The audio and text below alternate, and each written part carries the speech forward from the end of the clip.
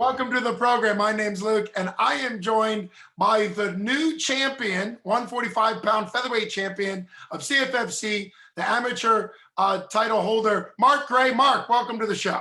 Yeah, thank you very much for having me. I'm excited. I'm excited to have you on. When I call you champ, you won the belt 3 or 4 days ago for CFFC. How has it been in those couple of days?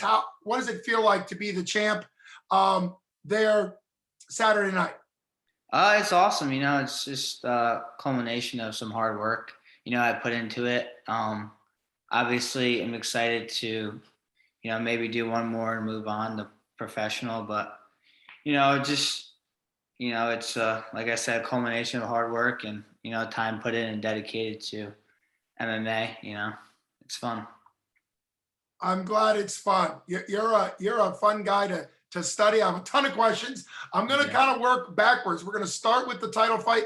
I have some questions about that and all that stuff, and we're going to kind of go backwards because you have a very exciting 2021. If somebody doesn't know you, you've had quite the 2021 in MMA, so I can't wait to get there. But first off, how did the fight go from your perspective? You won by a unanimous decision. What do you think round by round, sort of how was that for you? It was 3-minute rounds, advanced amateur rules. How did that go for you? It went well. I feel like I was moving well, getting my feints going. My striking was pretty good. Obviously my takedowns were solid. I would have liked to control him more when I was on top rather than he kept getting up in the couple of rounds, but I'm getting used to the ground and pound and stuff, so just kind of trying to figure that out and just secure a position a little bit would have been a little better, but I was pretty good. I thought my performance was well, and obviously you take takeaways from each fight and try to improve on things, try to get a little better each time, but I thought it was a good test, and just trying to build off it for next one. That's kind of the main thing, for me, always trying to build. And I think building from a win is really where champions increase, right? Because it's a little bit more straightforward to build off a loss. It's pretty obvious. But I think the really good athletes, yourself included, can learn things from a win that they can improve so that there's not that dip where they kind of improve and then take some losses and then improve again. So now you mentioned a tough test. You went up against Justin Carter, who at the time was 4-0. You were 3-0. He was undefeated. You gave him his first defeat, a very tough kid in his own right. How important was it for you to really fight a very talented guy as well, to really test yourself at the amateur level for this belt? Yeah, I think it was really important just because, you want to know where you're at and, you want to, go up against the best, and just keep, like I said before, keep building. But I think it was a good test, and, I think I'm excited, get back in there and do it again. I think, competing as much as you can, fighting as much as you can. I think it's never a bad thing, especially when you've only been doing it, for a year. So just getting back into the cage, I think, is the best way to learn. Sparring was great, but, actually competing is, the best thing for you. Well, speaking of sparring, you train at Nick Catone's MMA gym. They're legendary for producing, people in New Jersey that then fight at the highest level, UFC, Bellator, and all that, but also all over that East Coast. What got you into training at Nick Catone's, and what's it been like to be surrounded by those sparring partners? You mentioned sparring and all of that. It's great. I got in touch, obviously, through Steve Rivera, who runs Elite Wrestling Club, and Frankie, and just kind of hitting up Frankie and just seeing where he goes and just kind of, getting the okays from everyone and just kind of just following, his, path of what he does Monday through Friday and Saturday, and kind of implemented my own little things with Ryan Cafaro, but just I knew where he went, asked a couple of people, they said Nick's is the place to be. My parents have a shore house in Lavalette, which is 20 minutes away. So during COVID, at the end of COVID stuff, last September, I got in touch with Nick, reached out to him. He said, come on in, wrestle, had a wrestling practice. And I was like, I'm going to start taking some classes. And because he doesn't like let you spar right away. So you take some classes, build some stuff, and then kind of get right in there. Well, and I think that makes a big difference. Some gyms, they do better when they have some rules and some. Now, you wrestled at the NCAA level. You had a lot of great matches. What stands out to you from your wrestling career? Looks like you wrestled at Cornell. And so what was that experience like for you? Oh, it was awesome. I got coached by my brother, around a lot of great people. Cornell's got a great tradition. So, I knew I always wanted to, go there ever since Mike graduated from there. And it's a, great bunch of guys, the highest level, best you can get education wise and wrestling wise. So, it's great. It was a great experience for me. I couldn't ask for anything else. Graduating from there, graduate with an Ivy League degree, but also deciding what I wanted to do. I worked now and I found fighting, and, right now I'm just riding this wave. Well, an Ivy League education to come into MMA is pretty exciting. I think, 20 years ago, MMA wasn't the sport with the name recognition and the fact that this is a career. It was billed much more as violence and people that came out of bars and just that type of stuff. So it's pretty exciting to see somebody like you. Rich the Ace Franklin was one of the first educated. He had his master's degree in math and was a teacher, and he was kind of one of the first people to sort of show that you could be intelligent and all of those things, which is absolutely.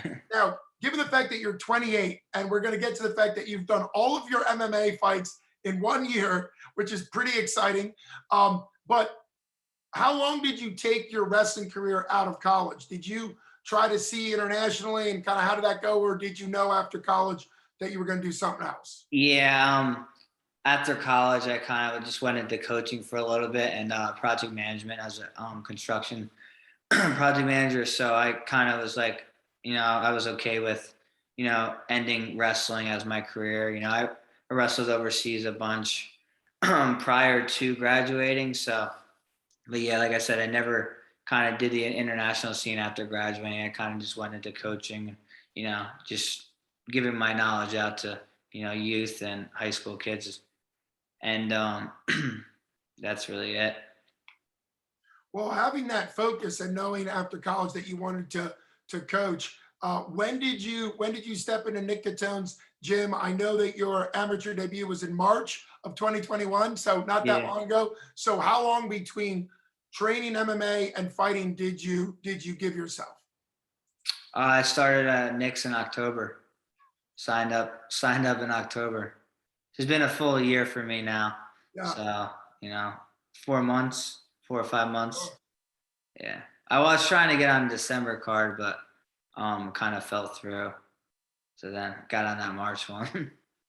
Well, I guess the story would have been a little bit better if you had your first fight 2 months out. But obviously, the wrestling background and just you being an athlete, being super intelligent, because there's a lot of fighters at the amateur MMA level that train for about a year before their first amateur fight. And here you are, 4-0, 4 fights in 1 year, 1 year training. You just became an amateur champion for an organization that produces a lot of high level, high talent, which is fantastic. Talk a little bit about your mindset and your emotions going in to that March fight, because obviously your experience as wrestling prepared to compete, but things are different in that transition from getting ready for wrestling, getting ready for fighting. So what was that like for you making that first walk into the cage?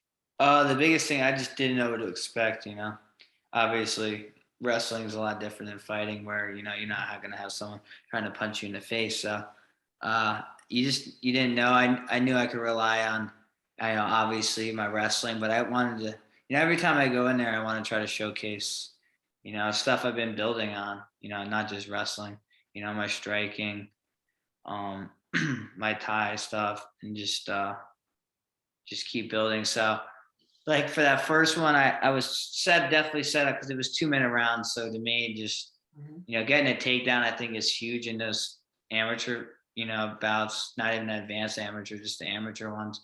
You get a takedown, you got like a minute left, then, you can and you can't really ground and pound. You can just hit to the chest. So it's more just like grappling stuff, unless you knock them out from your feet. So I was really set on just going out there, getting a takedown, and just kind of, squeezing. That was kind of to work myself into the fight. And like I remember like the third round, I was able to, hit him a little bit, but I was just more concerned on, getting that first one out of the way. But still, every time you go in there, you never know what to expect. It's a good thing about the game. When you talk about taking 4 fights, you took a fight in March, that was your debut, May 28th, July 3rd, so the July 4th weekend, and then just a couple of days ago, October 2nd. Between which fights, fights 1 through fight 4, did you feel like it clicked? Because obviously you got to turn pro, you got all that stuff, but as far as comfortability and just things working, which fight do you think kind of clicked the most between the 2 fights? I think the time in between the second and the third one, I was able to, I think I made a big jump there in terms of my hands and just working with my boxing coach. And I think it showed because I was able to, drop the guy in the third fight. And that was, pretty cool, pretty exciting for me, showing that, hey, some of the things you're doing are working. It's not just takedowns. You're able to put someone down with your hands. So, your power's there. You just gotta just keep working and find ways to get to the angles, get your punches off. And how important was that for you to see that confirmation that your skills, because here you are a wrestler, you're 3 fights in, and that you could start to see your skill level and what you were doing starting to pay off in the cage? Yeah, it was awesome. It's a confidence booster as well. You're going in thinking if someone wants to stand up with you, they think, oh, they're gonna have an advantage. But if you're able to hold your own, maybe tag him up a few times, that pushes him back a little bit, makes him think about, oh, maybe I can't just go out there, and knock him out, and then I can get to my wrestling. Certainly, and that's a big development in the amateur ranks. Now that speaking of confident booster, I looked into your opponents because sometimes in the amateur ranks, people really take weak opponents or they aim for people that are kind of not doing well in amateurs. And all of your opponents combined had a record of 8-1 when you fought them. So only one of them even had a loss. All of them now have a loss because of you. But how important was it to you to really go after guys that, you've never fought a guy with a losing record. You've never fought a guy that was winless. Your first fight was against a guy who was 1-0. And so obviously you've always been kind of going after guys that have a little bit more experience in MMA than you. Yeah, I think that's, good to, like I said, to test yourself, and just, that's the biggest thing, see what you got. You go in there, if you're going against, someone who's maybe got a losing record, doesn't mean you're the, sure win, but, you have a little bit better, I guess odds where, if you're the underdog, you could go and do a little better. I don't know. I have always, they say, hey, you want to do this fight? And I'm always down. So I just trust, I trust my coaches. They look into the opponents and, Nick, Shorty, they know what they're doing. They've been doing this forever. So I'm the new guy. So I'm yeah, sure. That's okay. Sounds good with me. I'll fight. Well, that's a great attitude to have, and probably comes from your wrestling experience where you can trust your coaches and know that you're going to have to go out there and do it, but you also trust them to train you right and to lead you right. And the fact that you've done in a year, gone from no MMA fights to now being 4-0, ranked high, people are looking at you. You mentioned pro. When you think about pro, are you looking for sort of an internal development? Your coaches say, okay, your skill level, or are you looking for to knock off a certain opponent to kind of measure yourself? Are you looking for a certain win, or are you looking for more of self-development before you go pro? I think again, it's going to be whatever they want to do, but they're probably going to, self-development if I had to guess. I'm not sure though. They might just throw me in, but I don't think they would. I think they would See where I'm at, Sure. see how the opponent is, and go from there. Well, given whenever the pro happens, I always like to ask this question. Currently, your advanced amateur rules in the state of Pennsylvania, it's a little bit different in New Jersey, a little bit, but you just fought in Pennsylvania, the Parks Casino. What are you looking forward to the most as a skill in pro level? Obviously, a lot more ankle and heel hooks and stuff open up, plus all the striking and ground and pound. What are you looking for most as a skill that you see in sparring or that you see in the UFC and you think, when I'm pro, I can't wait to use blank skill? I think like elbowing on the ground could be Yeah. good. I think kneeing on standing, whether you're going clinch and you can pull, because I think pulling throughout my years of wrestling has helped me when I get in the plum. So if I'm able to pull and throw a couple knees, I think it could be good along with an elbow. I think those are the biggest things. I think developing a head kick would be great. I need to do that. I was actually talking about that today with the coaches, just being able, to throw leg kicks, and that's just another part of the game that I need to start utilizing. So just developing that stuff, I think is going to be good. Definitely the elbows on the ground, though, that'll be huge.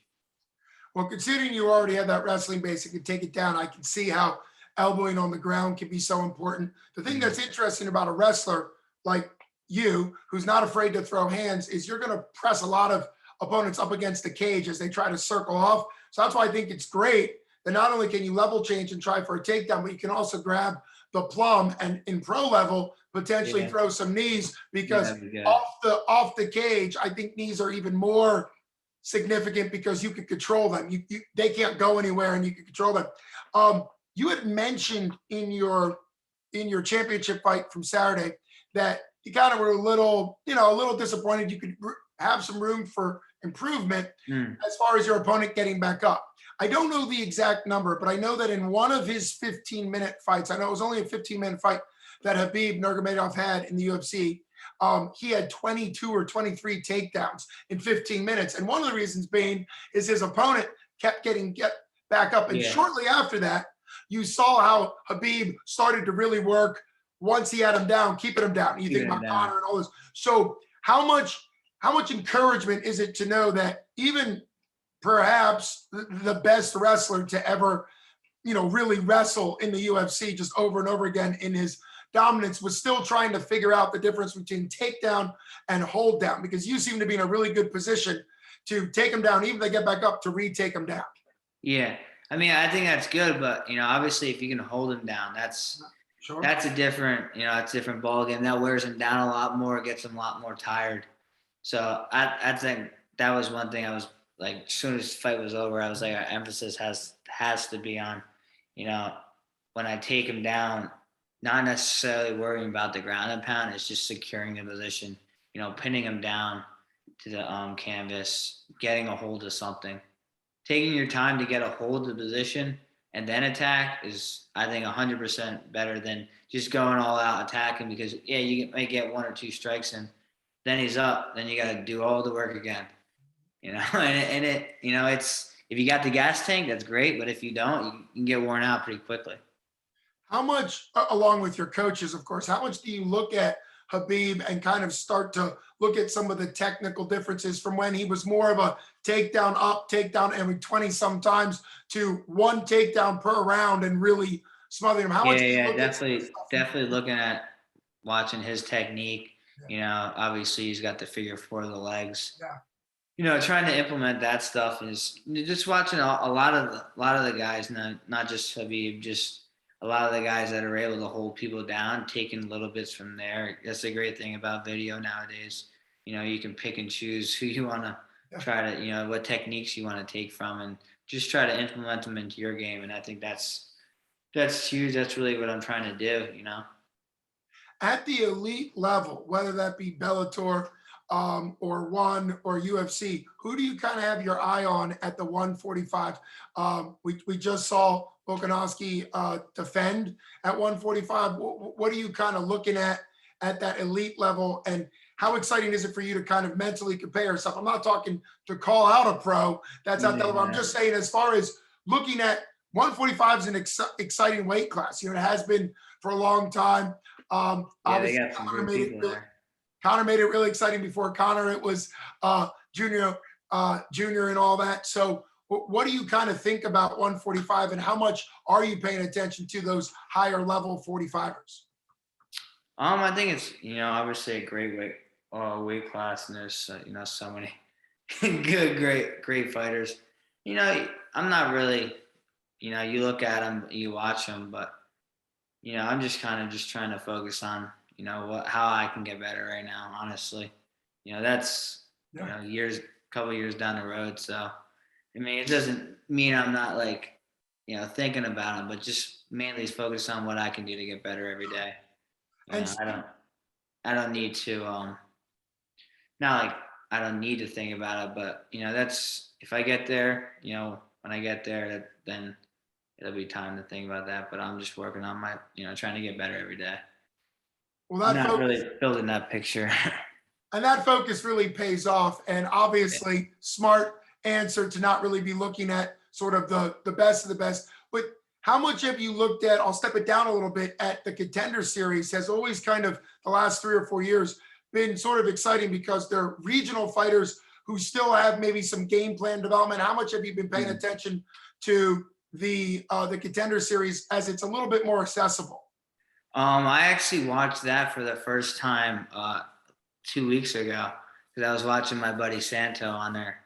But yeah, I didn't watch the Contender Series hardly before that, honestly. But yeah, I mean, I think it's great. I think it's great for the MMA though. The fact that you can get a different way to get into the UFC, and they have obviously killers in there, and I think it's great. I think the whole the Ultimate Fighter, that stuff is awesome and great for MMA. The fact that you just came off a championship training camp and all that, who are you grateful for that's in your camp, or just your supporters, as you really make this pretty significant run in under a year to go from not fighting to now 4-0 and an amateur champion? Who are kind of your main gratitude as you look back over the last year? All the guys that Nick Catones MMA, Nick, Shorty, Frank Savannah, Ryan Cafaro, Frankie, all the guys I train with, the whole staff, they're just all great people, they're family, and it's a great environment, and glad that I was able to find them, and just kind of go, and they kind of just took me in, and I put the work in, but they're always there to help me out and give me a hand, and that's what it's all about, Well, you're at a great gym. You're developing very quickly. You're a super exciting amateur soon at some point to be pro. I'm grateful to you for coming on the show. Can't wait to continue to follow you as you advance up your career. Thanks so much for everybody that's been watching. The champion, Mark Gray on MMA Fancast. Thanks a lot to you, champ. Thank you. I appreciate it, Luke. Have a good one. You got it.